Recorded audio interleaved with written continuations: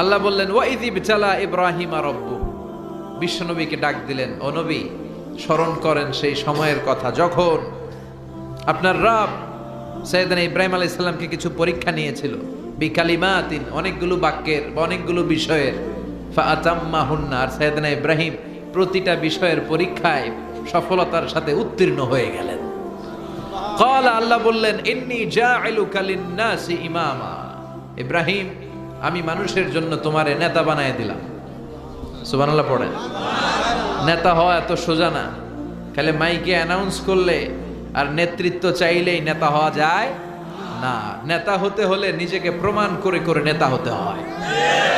বিশ্বনবী যেমন নেতা ছিলেন, তিনি মক্কার জমিনে কষ্ট করেছেন, ডিফেন্সিভ অ্যাটিটিউডে চলেছেন, মানবতার বন্ধু ছিলেন, সমাজ সংস্কারক ছিলেন, গণমানবের নেতৃত্ব দিয়েছেন। মদিনাতে যে মদিনায় সর্বপ্রথম খাদ্য সমস্যার সমাধান করেছেন, মদিনাতে কয়েকটা কমিউনিটি ছিল সেখানে সিকিউরিটি নিশ্চিত করেছেন। এইভাবে ওনারা নেতৃত্ব দিয়েছিলেন। চিল্লায় বলেন ঠিক কিনা? ঘরে বসে বসে আর লম্বা বক্তব্য দিলে নেতা হওয়া যায় না। সাইয়েদনা ইব্রাহিম আলাইহিস সালাম এমনি নেতা হন নাই, কষ্টি পাথরে যাচাই করে করে আল্লাহ তাআলা ওনাকে বাছাই করেছেন। আল্লাহ বললেন ইব্রাহিম তোমার আমি অনেকগুলো পরীক্ষা করেছি জীবনে, আর তুমি তো সবগুলা পরীক্ষায় পাশ করেছো। এই আয়াত দিয়ে আল্লাহ তাআলা বিশ্বনবীকে সান্ত্বনা দিচ্ছেন আর বুঝাতে চাচ্ছেন, ও নবী আপনার জীবনে পরীক্ষা, আপনি তায়েফের জমিনে যে পাথরের আঘাত খেয়েছেন, বিশ্বনবী পাথরের আঘাত খায় নাই। খেয়ে না খেয়ে দিন প্রচারের কাজে নিজেকে দিয়েছ বিলিয়ে, তায়েফের কাফিরেরা চিনল না সে আলো, দুষ্ট ছেলেদের পিছু দিল লেলিয়ে, পাথরের আঘাতে ক্ষত বিক্ষত হয়ে সারা শরীর থেকে রক্ত ঝরে।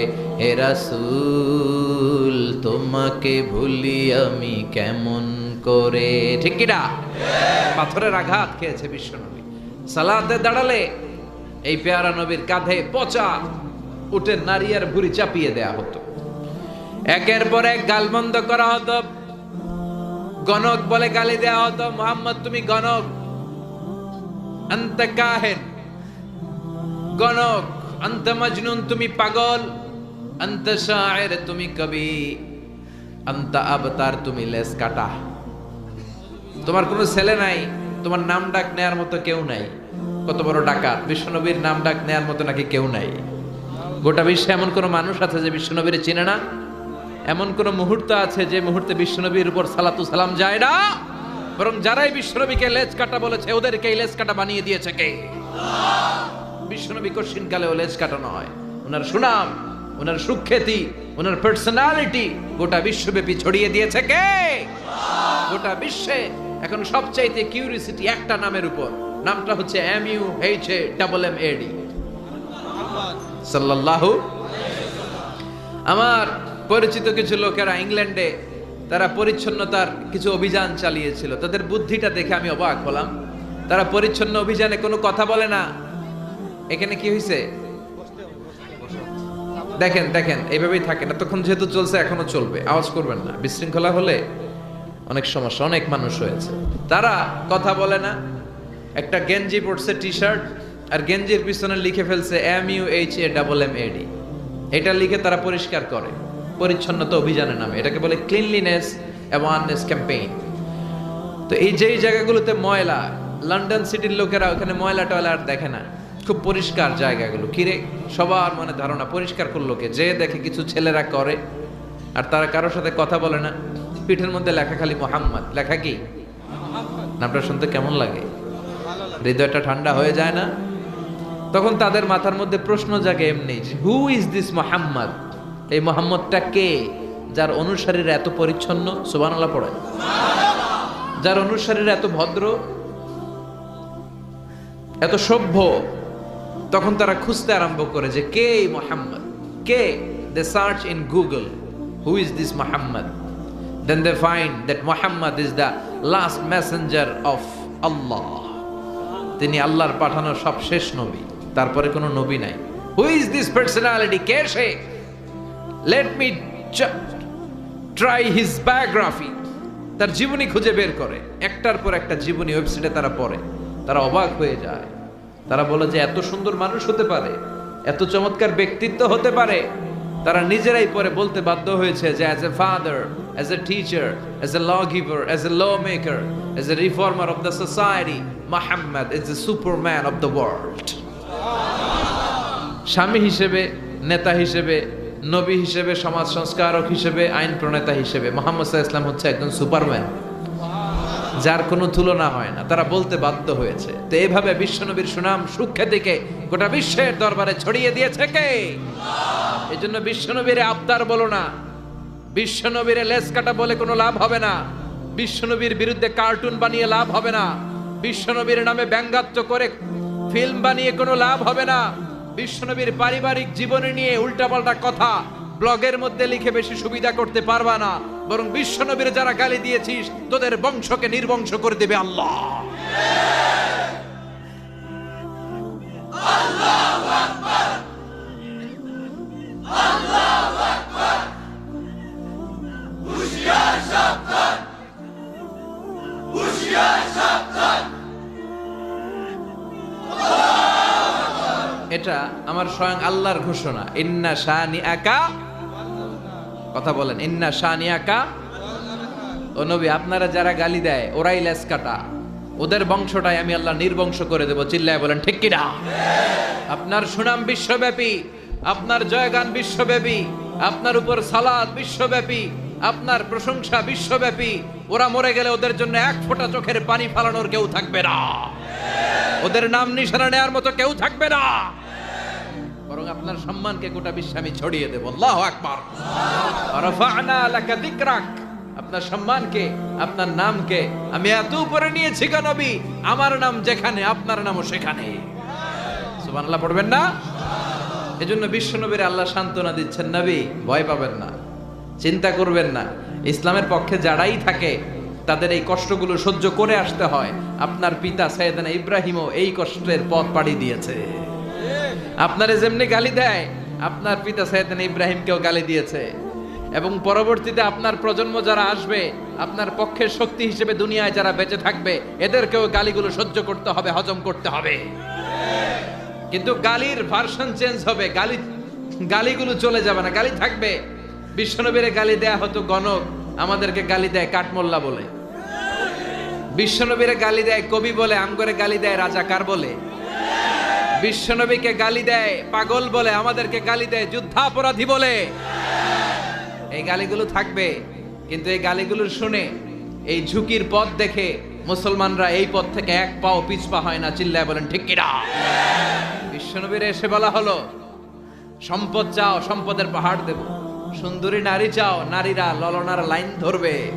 গদি চাও, গদি দিতে বসায় দেব। শুধু নতুন যেই দাওয়াতি কাজ শুরু করেছো এটারে বন্ধ করে দাও। বিশ্বনবী বললেন, তোমাদের 3 দফা, আমার তো 1 দফা। লা ওয়াদাউ আশ-শামসা ফি ইয়ামিনি, সম্পদ, নারী আর ক্ষমতার চেয়ারের লোভ দেখাও, আরে আকাশের ওই জল জলে সূর্যটা যদি আমার ডান হাতে দিয়ে দাও। ওয়াল কামারা ফি ইয়াসারি, আর চাঁদটাকে যদি আমার বাঁ হাতে দিয়ে দাও। যেই পথে আমি নেমেছি, গোটা বিশ্বের কোন পরাশক্তিও আমাকে এই পথ থেকে এক পা পিছনে নিতে পারবে না। কারণ মুমিন জানে তার মরণ একবার। কথা কন? যারা কাফের, মুশরিক, মুনাফিক, এরা দিনে মরে 10 বার। আর আমরা মৃত্যুরে ভয় পাই না, আমরা মৃত্যু কোথায় খুঁজে বেড়াই। মুমিন একবার মরে, মরার আগে সিংহের মতো হুঙ্কার আর গর্জন দিয়ে মরে। এজন্য বিশ্বনবীকে আল্লাহ তাআলা সান্ত্বনা দিচ্ছেন, নবী পেরেশান হবেন না। আপনার পিতা সাইয়েদনা ইব্রাহিমকে আমি পরীক্ষা নিয়েছি, আর প্রতিটা পরীক্ষায় আপনার পিতা ইব্রাহিম সফলতার সাথে উত্তীর্ণ হয়েছে।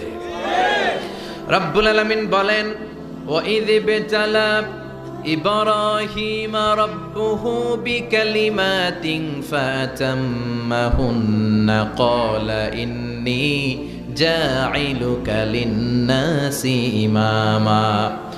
নবী স্মরণ করেন এই সময়ের কথা যখন আমি আপনার পিতা ইব্রাহিমকে পরীক্ষা নিয়েছিলাম অনেকগুলো বিষয়ে, আর প্রতিটা পরীক্ষায় আপনার পিতা ইব্রাহিম সফলতার সাথে উত্তীর্ণ হয়েছে। প্রতিটা পরীক্ষায় গোল্ডেন এ প্লাস। সুবহানাল্লাহ, বাড়ির দিকে কইন। প্রতিটা পরীক্ষায় গোল্ডেন এ প্লাস, জিপিএ কথা কম, জিপিএ প্রতিটা পরীক্ষায় পাশ করে তিনি আল্লাহর কাছ থেকে গ্লোবাল অ্যাওয়ার্ড নিয়েছে। গ্লোবাল অ্যাওয়ার্ড পায় না, ডক্টরেট ডিগ্রি পায় না। বিশ্বনবী কে আল্লাহ তাআলা সান্ত্বনা দিয়ে বলেছেন যে আপনার পিতা সাইয়েদনা ইব্রাহিম প্রতিটা পরীক্ষায় পাশ করেছে। I have tested him with some trials and Ibrahim successfully overcome all the trials and tests. Allah said, Ibrahim, I'm gonna make you the leader. সুবহানাল্লাহ পড়েন। আমি একটার পর একটা টেস্ট করেছি, সব টেস্টে পাস। আল্লাহ খুশি হয়ে বললেন যাও, সবগুলাই যেহেতু পাস তোমার নেতা বানিয়ে দিলাম। আমাদের জীবনও পরীক্ষা আছে না নাই? আমাদের নবীদের জীবনে যেমনি ছিল আমাদের জীবনেও থাকবে। চিল্লায় বলেন ঠিক কিনা? এটা সুন্নাতুল্লাহি ফিল আরদ, এভাবেই চলে। হকের পক্ষে যারা থাকবে তাদেরকে এতটুকু কষ্ট স্যাক্রিফাইসের সাথে সহ্য করে নিতে হবে। চিল্লায় এখন ঠিক কিনা? সাইয়েদনা ইব্রাহিমকে প্রথম পরীক্ষা নিলেন আল্লাহ, অগ্নি পরীক্ষা। কি পরীক্ষা? নামরুদ বলল আগুনে ফেলবো, ঈমান ছাড়ো। সাইয়েদনা ইব্রাহিম কয় সব ছাড়মু, ঈমান ছাড়মু না। আগুনে ফেলে দেয়া হলো, ঈমান থেকে তাকে বিচ্যুত করা যায় নাই। তার মানে এই পরীক্ষায় তিনি পাশ করলেন। সুবহানাল্লাহ পড়েন। এরপর আল্লাহ দ্বিতীয় পরীক্ষা নিলেন, ইব্রাহিম তোমার সন্তান তোমার স্ত্রীকে মরুভূমিতে রেখে আসো। কোনো কথা না বলে স্ত্রী আর সন্তান মরুভূমি রেখে আসলেন। দুইজনকে মরুভূমির বুকে রেখে আসলেন। দ্বিতীয় পরীক্ষায়ও পাস। সুবহানাল্লাহ পড়েন। 3 নাম্বার পরীক্ষা নিলেন, ইব্রাহিম দেখি দুইটাতে তো পাশ করলা, 3 নম্বরে কি অবস্থা দেখি, তোমার হৃদয়ে কার জন্য দরদ বেশি, আমার জন্য না তোমার সন্তানের জন্য? সাইয়েদনা ইব্রাহিম আলাইহিস সালাম 86 বছর বয়সে প্রথম সন্তানের বাবা হয়েছে। সাইয়েদনা ইসমাইল যখন হয় তখন সাইয়েদনা ইব্রাহিমের বয়স ছিল 86। কত? এই বড় লেখায় কেউ আসেনি যে 86 বছর বয়সে সন্তান হয়? হ্যাঁ, আহা, তার মানে এতগুলো বছর কাঁদতে কাঁদতে কাঁদতে কাঁদতে দোয়া করতে করতে করতে করতে বয়স যখন 86 তখন কবুল হয়েছে। আর ওই কলিজার টুকরাটারে জবাই করতে বলা হলো, সাথে সাথে তলোয়ার নিয়ে গলার মধ্যে তিনি ছুরি লাগালেন। আল্লাহ বললেন থামো, কদ সাদ্দাকতা রুইয়া, এটা তো পাস। এই পরীক্ষায়ও আমি দেখতে চেয়েছিলাম ইসমাইলকে হত্যা হতে, আমি দেখতে চাই নাই। আমি দেখতে চেয়েছি তোমার ঈমানটা, কারণ এই ইসমাইল যদি এখানে মরে যায় তাহলে খেলা তো এখানেই স্টপ। কারণ এই ইসমাইলের ঔরসে আমি আখেরি জামানার পয়গম্বরকে পাঠাবো। এই ইসমাইলকে বাঁচিয়ে রাখা আল্লাহর জন্য নিজেই আল্লাহ ওয়াজিব করে নিয়েছেন। চিল্লায় পড়েন আল্লাহু আকবার। 3 নাম্বার পরীক্ষায়ও পাস। এবার 4 নাম্বার পরীক্ষা দিলেন আল্লাহ, বললেন ইব্রাহিম হজের ঘোষণা দাও, কাবাঘর নির্মাণ করো, গোটা বিশ্বের মানুষকে বলে দাও আগামী বছর থেকে সবার জন্য হজ আমি ওয়াজিব করে দিলাম। সম্পদশালীরা হজ করবে। আল্লাহ কিভাবে করব? আল্লাহ বললেন 3টা কাজ করতে হবে। নাম্বার 1, তোমার রাজমিস্ত্রির কাজ করতে হবে। কি কাজ? দেখেন কি কাজ আল্লাহ করাইছে ওনারে দিয়ে, কিভাবে পরীক্ষা নিয়েছেন। وَإِذْ يَرْفَعُ إِبْرَاهِيمُ الْقَوَاعِدَ مِنَ الْبَيْتِ وَإِسْمَاعِيلَ رَبَّنَا تَقَبَّلْ مِنَّا إِنَّكَ أَنْتَ السَّمِيعُ الْعَلِيمُ। সুবহানাল্লাহ পড়েন। বাপ বেটা মিলে কাবাঘর বানানো শুরু করলেন। পাথর টানলেন, পাথর কাটলেন, একটার পর একটা পাথর জোড়া লাগিয়ে রাজমিস্ত্রির দায়িত্ব পালন করলেন। আল্লাহু আকবার। তার মানে রাজমিস্ত্রি হিসেবে সফল, পাস। আল্লাহ বললেন ইব্রাহিম এবার ঝাড়ুদারের চাকরি করতে হবে। কিসের চাকরি? কথা বলেন। আল্লাহ বললেন তাহহিরা বাইতি লিত-তাইফিন ওয়াল আকিফিন ওয়ার রুকআইস সুজুদ। তাওয়াফকারীদের জন্য, রুকুকারীদের জন্য, সেজদাকারীদের জন্য বাপ বেটা মিলে কাবা ঘরকে ঝাড়ু দাও।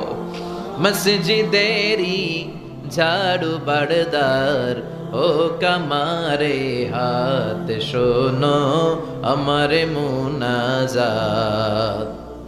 শোনো শোনো ইয়া ইলাহি আমারে মুনাজাত, শোনো আমারে মুনাজাত। পড়েন আমিন। বাপ বেটারে ঝাড়ুদার বানাইলেন, এই পরীক্ষায়ও পাস।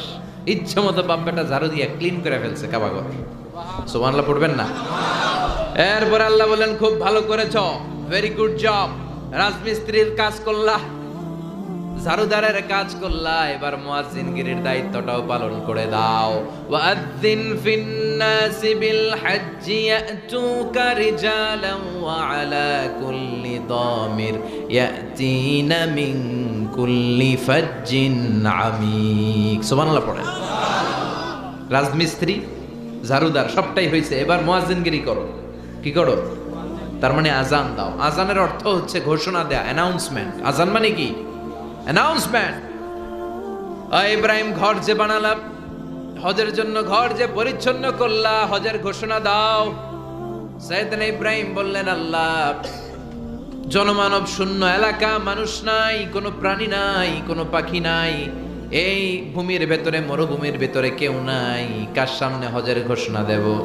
আল্লাহ বললেন, তুমি একটা পাথরের উপরে উঁচু জায়গায় দাঁড়িয়ে ঘোষণা দাও। তোমার ঘোষণাটা আমি আল্লাহ নিজ দায়িত্বে পৃথিবীর সবগুলো মানুষের কানে পৌঁছে দেব। উনি দিলেন আজান, আইয়ুহান নাস ইত্তাখাযাল্লাহু বাইতান ফাহাজ্জু।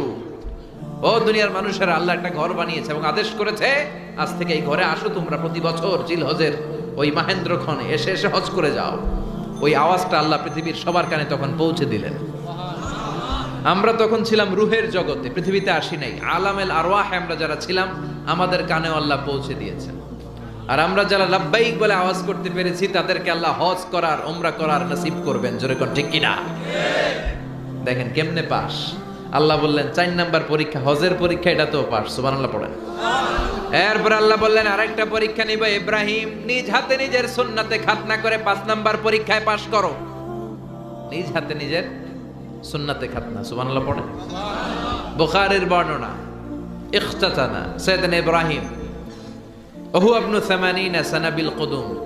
ওনার বয়স যখন 80 বছর ছিল। কয় বছর? আমাদের সুন্নাতে খাতনা হয় ছোটবেলায়। উনি 80 বছর বয়সে নিজ হাতে কুড়াল দিয়ে ওনার লজ্জাস্থানের সামনের অতিরিক্ত চামড়াটা কেটে দিয়ে নিজ হাতে নিজের সুন্নাতে খাতনা করেছেন। মর্যাদা, সম্মান এমনে হয় নাই, একটার পর একটা পরীক্ষায় তিনি পাস।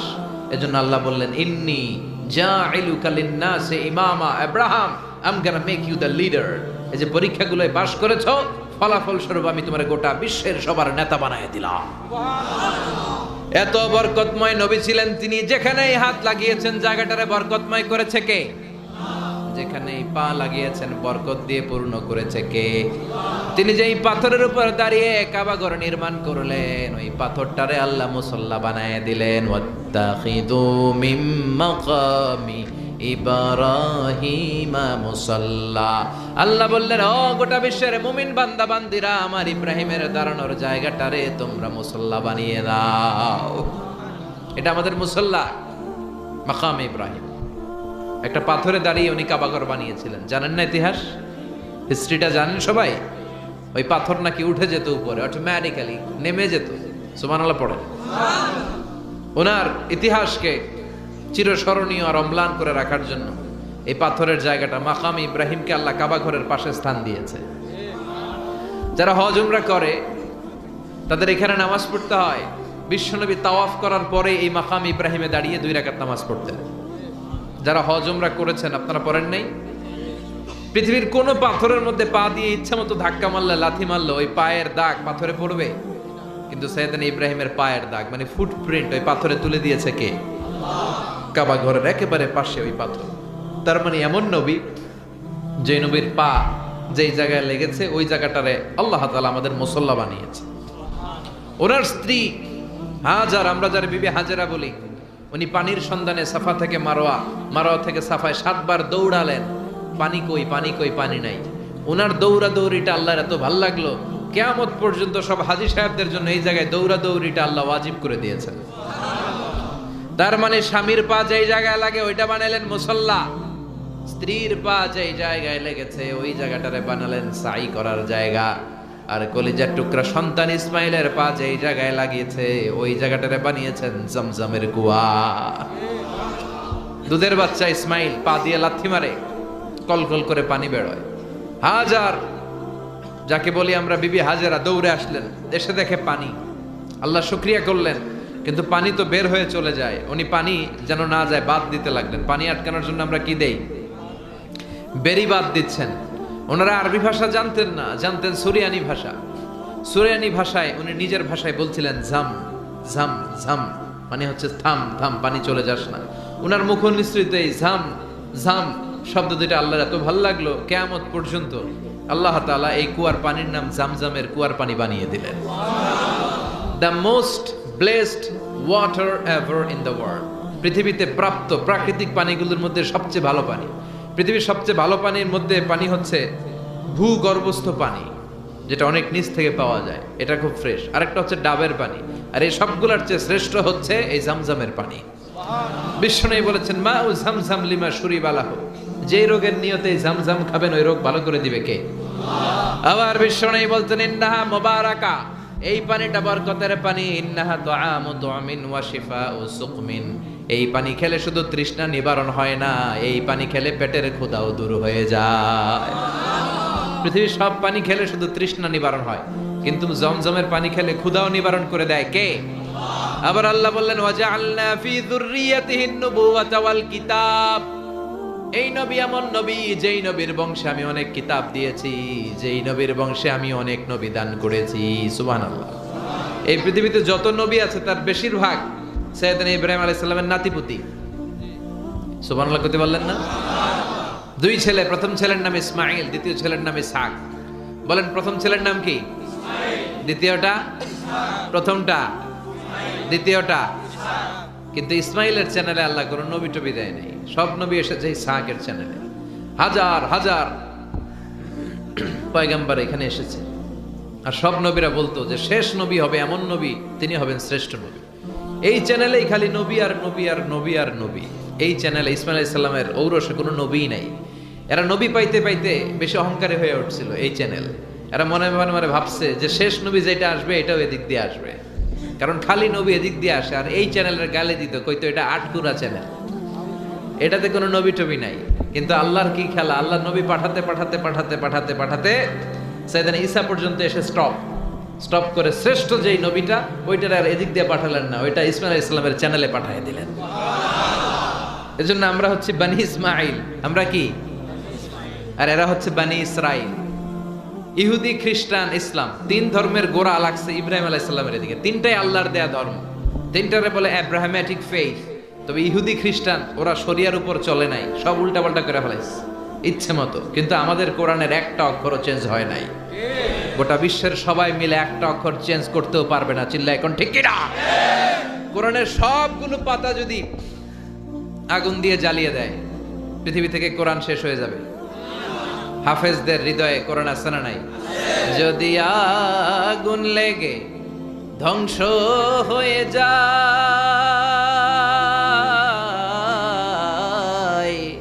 ধ্বংস হয়ে যায়, যদি আগুন লেগে যায় পুড়ে যায় পৃথিবীর সব বইয়ের দোকান, বিশ্ব থেকে হারাবে না পবিত্র কোরআন, বিশ্ব থেকে হারাবে না পবিত্র কোরআন। ঠিক কি না? সব জ্বালিয়ে দেয়া যাবে, লাইব্রেরিগুলো, ছাপাখানাগুলো, কোরআনের প্রিন্ট কপিগুলো। কিন্তু আমাদের হাফেজ ভাইদের হৃদয়ে কোরআন আছে না নাই? গোটা বিশ্বের সবগুলো মুসলমানরা ব্রাশ ফায়ার করে না মারা পর্যন্ত কোরআন দূর করা যাবে। এটা সাময়িক পৃথিবী থেকে দূর হবে, কিন্তু লাউহে মাহফুজে এই কোরআনকে সংরক্ষণ করে রেখেছে কে? ইসমাইলের চ্যানেল, ইসহাকের চ্যানেল, এই সব চ্যানেলের নবী সাইয়েদনা ইব্রাহিম আলাইহিস সালামের নাতিপুতি। সুবহানাল্লাহ পড়েন। আবার আল্লাহ বললেন এই নবীদেরকে আমি কিতাব দিয়েছি। সাইয়েদনা ইব্রাহিমকে আল্লাহ কিতাব দিয়েছে, তবে এটার নাম আল্লাহ কোরআনে কিতাব বলে নাই। কোরআনে আল্লাহ বলেছে সাহিফা।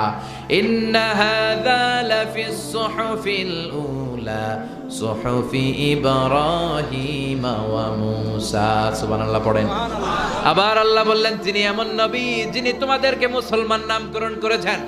আমরা সবাই মুসলিম, আমরা কি নাম করেছেন আমাদের জাতির পিতা ইব্রাহিম। ঠিক কি না? মিল্লাতা আবিকুম ইব্রাহিম ওয়া সাম্মাকুমুল মুসলিমিন। আমাদের জাতির পিতাকে জোরে কোন? আরো জোরে, আরো একবার মনে থাকবে? জাতির পিতার নাম মনে থাকবে? সাইয়েদনা ইব্রাহিম আলাইহিস সালাম। চিল্লায় বলেন ঠিক কি না? এই নবী এমন নবী, আল্লাহ বললেন ইন্না ইব্রাহিম লা হালিমুন আওয়াহুম মুনিব। আমার ইব্রাহিম ছিল সহনশীল, আমার ইব্রাহিম ছিল বিনয়ী, আমার ইব্রাহিম ছিল ভদ্র। আমরাও যারা ইব্রাহিম আলাইহিস সালামের অনুসারী, আমাদেরকেও বিনয়ী হওয়ার দরকার আছে না নাই? সহনশীল হওয়ার দরকার আছে না নাই? কিন্তু আমাদের মধ্যে অস্থিরতা খুব বেশি। কথা বলেন, জি হয় না? জি হয়, জি হয়, বলেন সবাই জি হয়। কি সুন্দর ভাষা, সিলেটের ভাষা, সিলোডি, ঠিক কিনা? সুরমাহা গঙ্গর পরবাড়ি, এরপর কি শাহজালালের উত্তর সুরি, দেশ বিদেশে বেড়াগিরি, আমরা হক্কল সিলোডি, আমরা হক্কল সিলোডি, আমরা হক্কল সিলোডি, আমরা হক্কল সিলোডি। সিলেটের ওই কমলার বাগান, খাইলেই জুরায় হকলার পরা। সিলেটের চা না খাইলে ভাই, সিলেটের চা না খাইলে ভাই দিন কাটে না একটি, দিন কাটে না একটি। সুরমাহা গঙ্গর পরবাড়ি, শাহজালালের উত্তর সুরি, দেশ বিদেশে বেড়াগিরি, আমরা হক্কল, আমরা হক্কল সিলোডি, আমরা হক্কল সিলোডি, ঠিক কি না? সৌদি আরব, আবু ধাবি, লন্ডন, কুয়েত, কাতার যাবি, আমেরিকাতে গেলেও যে ভাই পাইবেন খালি সিলোডি, পাইবেন খালি সিলোডি, পাইবেন, পাইবেন খালি সিলোডি, পাইবেন খালি সিলোডি। সুরমাহা গঙ্গর পরবাড়ি, শাহজালালের উত্তর সুরি, দেশ বিদেশে বেড়াগিরি, আমরা হক্কল সিলোডি, আমরা হক্কল সিলোডি, আমরা হক্কল সিলোডি, ঠিক কি না? গোটা বিশ্বে সব জায়গায় সিলোডি আছে না নাই? আল্লাহ সিলেটি ভাইদেরকে তুমি ইসলামের জন্য কবুল করো। আমাদের জাতির পিতার নাম, চিল্লায় বলেন জাতির পিতার নাম, মিল্লাত আবিকুম ইব্রাহিম ওয়া সাম্মাকুমুল মুসলিমিন। তিনি তোমাদের মুসলিম জাতির পিতা, আর তিনি তোমাদের মুসলমান বলে নামকরণ করেছেন। চিল্লায় বলেন ঠিক কিনা? আবার আল্লাহ বললেন আমার ইব্রাহিম ছিল সহনশীল, অস্থির প্রকৃতির ছিলেন না, অহংকারী ছিলেন না, উনি ছিলেন বিনয়ী। তাই ওনার নামে আল্লাহর কোরআনের ভেতরে সূরা আছে না নাই? আলিফ লাম রা, কিতাবুন আনজালনাহু ইলাইকা লিতুখরিজান নাসা মিনায-যুলুমাতি ইলান নূর। সুবহানাল্লাহ পড়েন। সূরাতে ইব্রাহিম 114 সূরার মধ্যে ওনার নামে সূরা আছে না নাই? আবার আল্লাহ ওনারে বললেন সিদ্দিক, ওয়াজকুর ফিল কিতাব ইব্রাহিম ইন্নাহু কানা সিদ্দিকান নাবিয়্যা। হে নবী, আপনার কিতাবে আমার খলিল ইব্রাহিমের নামটা তুলে ধরেন, উনি ছিলেন সিদ্দিক, সত্যবাদী। কি ছিলেন? সত্য গ্রহণে, সত্য প্রকাশে, সত্যের ব্যাপারে আপোষহীন, সত্যের ক্ষেত্রে হকের ব্যাপারে কোনো আপোষ চলবে না। চিল্লায় এখন ঠিক কিনা? সাইয়েদনা আবু বকরকে বিশ্বনবী এই উপাধিটা দিয়েছিলেন, মেরাজ থেকে ফিরলেন, বিশ্বনবী বলতে আরম্ভ করলেন মাঝরাতে বাইতুল মুকাদ্দাস গিয়েছি, 7 আকাশ 7 জমিন ঘুরেছি, আল্লাহর আরশ দেখেছি, জান্নাত জাহান্নাম দেখেছি, আবার ফজরের আগে ফিরে এসেছি। এই মেরাজের ঘটনা শুনে আবু জাহেল, উতবা, সাইবা এর একটা চান্স পাইলো, কই দেখছো মুহাম্মদ এগুলা কি বলে, যেখানে বাইতুল মুকাদ্দাস যেতে আসতে 1 মাস, সে নাকি রাতে বাইতুল মুকাদ্দাস, জান্নাত জাহান্নাম সব দেখে আবার ফজরের আগে ফিরে আসছে। চলো সবাই মিলে আবু বকররে ধরি আর এই গাজাখুরি গল্প শোনাই। নাউজুবিল্লাহ পড়েন। সবাই যে বলে আবু বকর দেখো তোমার বন্ধু কি বলে, এতদিন যা বলছে কোন রকম মেনে নিলাম, আজকে কি বলে? কি বলে আমার বন্ধু? তোমার বন্ধু নাকি মাঝরাতে বাইতুল মুকাদ্দাস গিয়েছে, সব নবীদের নামাজের ইমামতি করেছে, 7 আকাশ ঘুরেছে, জান্নাত জাহান্নাম আরশ দেখে আবার ফজরের আগে নাকি ফিরে এসেছে। সাইয়েদনা আবু বকর বললেন আকালা নাবিয়ুনা হাদা, আমাদের নবী, আমার পেয়ারা নবী কি এই কথাই বলেছে? সবাই বলল হ্যাঁ, তিনি এটাই বলেছে। সাইয়েদনা আবু বকর দ্ব্যর্থহীন কণ্ঠে ঘোষণা করলেন আমার বিশ্ব নবী যদি বলে থাকে তিনি সত্য বলেছে, এই কথায় কোনো মিথ্যা নাই, এটা সত্য, এটা মহা সত্য। বিশ্বনবী খুশি হয়ে গেলেন, বলেন আবু বকর মিনাল ইয়াউম আনতা লাস্তা আবু বকর ফাকাত, আজ থেকে তুমি শুধু আবু বকর নও, আজ থেকে তুমি আবু বকর সিদ্দিক। সত্য গ্রহণে, সত্য প্রকাশে সত্যের লড়াকু সৈনিকদেরকে বলা হয় সিদ্দিক। চিল্লায় বলেন ঠিক কি না? আল্লাহ বললেন আমার খলিল ইব্রাহিম ছিলেন সিদ্দিক। তিনি জীবনে কখনো সত্যের ব্যাপারে আপোষ করেন নাই। এজন্য আল্লাহ খুশি হয়ে সাইয়েদনা ইব্রাহিমকে বানিয়ে দিয়েছেন খলিল। ওয়াত্তাখাযাল্লাহু ইব্রাহিমা খলিলা। সুবহানাল্লাহ। ইব্রাহিম আলাইহিস সালামকে বানালেন খলিল, আর বিশ্বনবীরে বানালেন হাবিব। বিশ্বনবীর কি বানালেন? ইব্রাহিম আলাইহিস সালামকে বাপ হইল খলিল, পোলা হইল কথা কোন বাপ, ছেলে খলিল মানে দোস্ত, হাবিব মানেও দোস্ত। খলিল মানে এমন দোস্ত, এমন বন্ধু যে বন্ধু আল্লাহরে খুশি করার জন্য কাজ করে। আর হাবিব মানে এমন বন্ধু যে বন্ধুরে খুশি করার জন্য আল্লাহ নিজেই কাজ করে।